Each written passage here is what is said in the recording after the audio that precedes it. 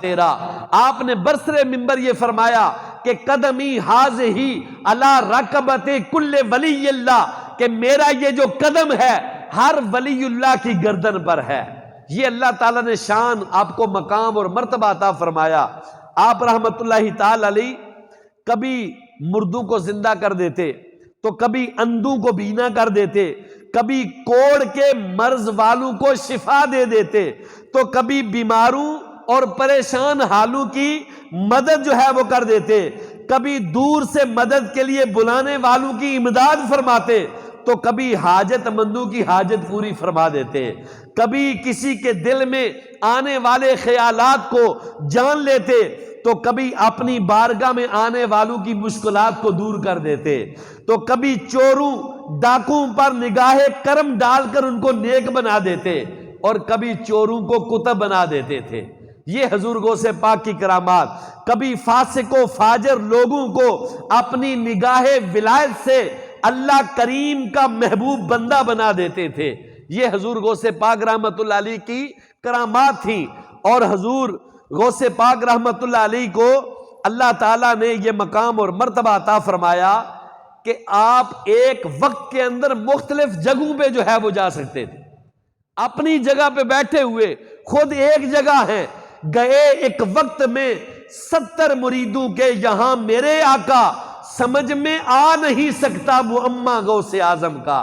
رمضان کا مبارک مہینہ ہے، افطاری کا وقت قریب ہے، نماز عصر پڑھا کر آپ اپنے مصلی پہ بیٹھے ہیں.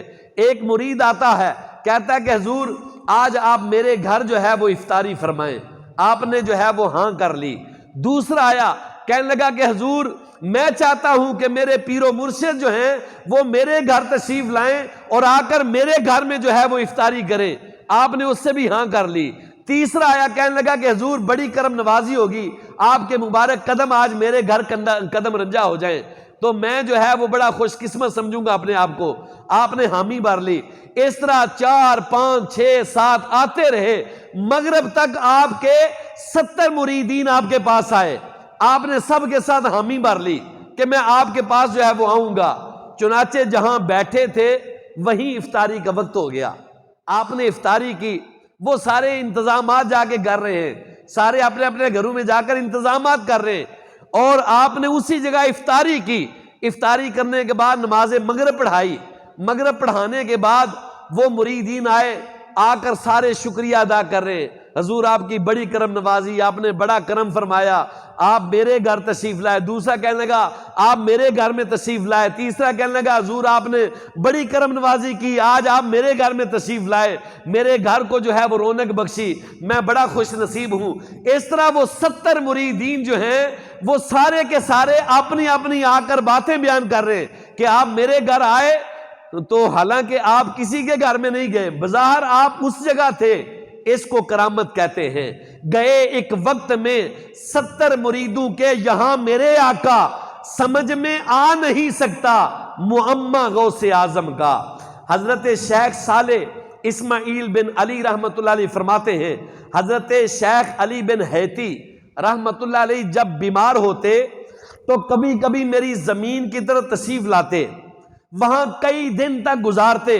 ایک دفعہ آپ وہیں بیمار ہو گئے تو ان کے پاس غوث سمدانی قطب ربانی شیخ عبد القادر جیلانی رحمت اللہ علیہ بغداد سے تیمارداری کے لیے تشریف لائے.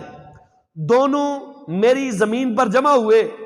اس میں 2 کھجور کے درخت تھے جو 4 برس سے خشک تھے. 2 درخت کھجور کے تھے، 4 برس سے پھل نہیں دے رہے تھے اور انہیں پھل نہیں لگتا تھا. ہم نے ان کو کاٹ دینے کا ارادہ کیا تو شیخ عبد القادر جیلانی رحمت اللہ علیہ کھڑے ہوئے، ان میں سے ایک کے نیچے وضو کیا اور دوسرے درخت کے نیچے 2 نفل ادا کیے تو وہ سرسبز ہو گئے. وہ دونوں درخت سرسبز ہو گئے اور ان کے پتے نکل آئے. اسی ہفتے میں ان کا پھل آ گیا، حالانکہ وہ کھجوروں کے پھل کا وقت نہیں تھا. میں نے اپنی زمین میں سے کچھ کھجوریں لے کر آپ رحمت اللہ علیہ کی خدمت میں حاضر کر دیں. آپ نے اس میں سے کھائیں اور مجھ سے کہا اللہ پاک تیری زمین میں، تیرے درہم میں، تیرے سا میں اور تیرے دودھ میں برکت عطا فرمائے۔ حضور غوث پاک نے یہ دعا دی۔ حضرت شیخ اسماعیل بن علی رحمت اللہ علیہ فرماتے ہیں میری زمین میں اس سال کی مقدار سے 2 سے 4 گنا تک جو ہے وہ یہ پھل پیدا ہونا شروع ہوا، 2 سے 4 گنا زیادہ پھل لگا۔ اب میرا یہ حال ہے کہ جب میں 1 درہم خرچ کرتا ہوں تو میرے پاس 2 سے 3 گنا زیادہ آ جاتے ہیں۔ جب میں گندم کی 100 بوری کسی مکان میں رکھتا ہوں پھر اس میں سے 50 بوری خرچ کر ڈالتا ہوں اور باقی دیکھتا ہوں تو وہ 100 بوری موجود ہوتی ہے، وہ 100 بوری موجود ہوتی ہے۔ میرے مویشی اس قدر بچے جنتے ہیں کہ میں ان کا شمار بھول جاتا ہوں، اور یہ حالت حضرت شیخ عبد القادر جیلانی رحمت اللہ علیہ کی برکت سے اب تک باقی ہے۔ پیارے اسلامی بھائیوں، یہ حضور غوث پاک رحمت اللہ علیہ کی شان ہے، یہ آپ کا مقام ہے، یہ آپ کے وجود مسعود کی برکتیں ہیں۔